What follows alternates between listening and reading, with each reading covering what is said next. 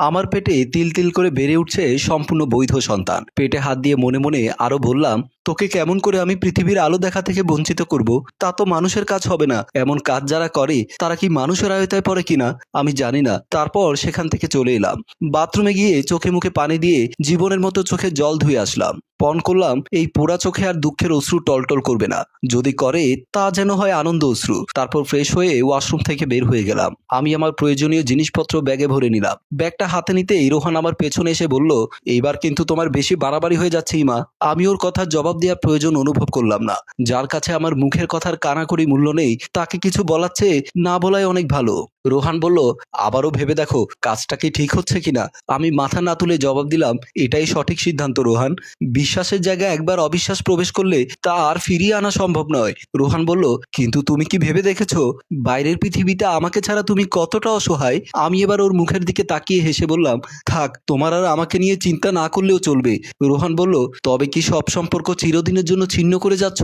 আমি বললাম, সম্পর্কটা হয়তো অনেক আগেই শেষ হয়ে গেছে, আমি ঠিক বুঝতে পারিনি, সেটাই আমার ভুল। এই বলে আমি ব্যাগ নিয়ে রুম থেকে বের হয়ে গেলাম। রোহানও আমার পেছন পেছন চলে আসে। রুমের বাইরে দরজা আসতেই রোহান পেছনে এসে বলল, তবে জেনে রেখো এটাই তোমার সাথে আমার শেষ দেখা। চিরদিনের জন্য আমার বাড়ির দরজা তোমার জন্য বন্ধ হয়ে গেল।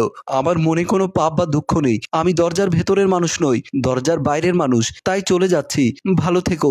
সত্যি তুমি অনেক মহত্ব দেখিয়েছো। আমাকে একজন নষ্ট করে দিয়েছে জেনেও তুমি আমাকে ভালোবাসা দিতে চেয়েছো, সাথে নিয়ে সংসার করতে চেয়েছো। সত্যি বলতে আমি এর যোগ্য নই। কথাগুলো বলে সেখানে এক মুহূর্ত না দাঁড়িয়ে আমি সেখান থেকে চলে আসলাম।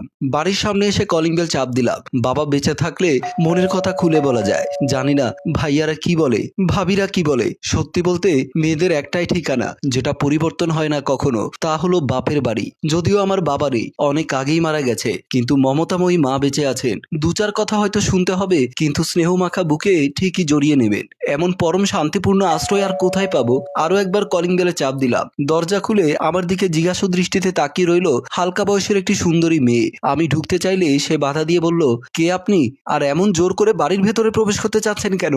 আমি দরজার ভেতরে ঢুকে জোর গলায় মা বলে ডাক দিলাম, কিন্তু কেউ সাড়া দিল না। আবারও ডাকলাম, তবুও কেউ এসে বলল না। ইমা তুই? আমি মনে মনে কিছুটা দমে গেলাম। ভাবলাম ব্যাপারটা কি, মেয়েটি যতই সুন্দরী ঠিক ততটাই রুক্ষ ব্যবহার তার। আমাকে জোর করে বের করে দিতে চাইছে। আমি মেয়েটার দিকে তাকিয়ে বললাম, এই তুমি কে? আমাকে বাধা দাও। জানো আমি কে?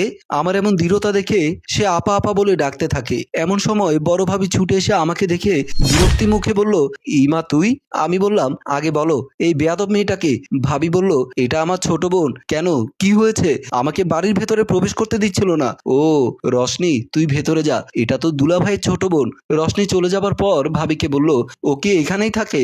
ভাবি তাচ্ছিল্যের সুরে বলল, তাতে তোমার কি কাজ? তুমি এতদিন পর কেন এসেছো তাই বলো। আমি অবাক হয়ে জিজ্ঞাসা করলাম, এই কেমন কথা ভাবি? তুমি যে কাজ করেছো তাতে এর চেয়ে ভালো কথা বলা যায় না। আমি তো তোমার সাথে ভদ্র আচরণই করেছি, কিন্তু তোমার ভাই এলে তাও করবে না। আমি ব্যাগ হাতে দুয়ারে দাঁড়িয়ে আছি, কিন্তু ভাবি একটিবারও বলল না ভেতরে আয়। আমার অন্তরে কেমন অস্থিরতা শুরু হয়ে গেল।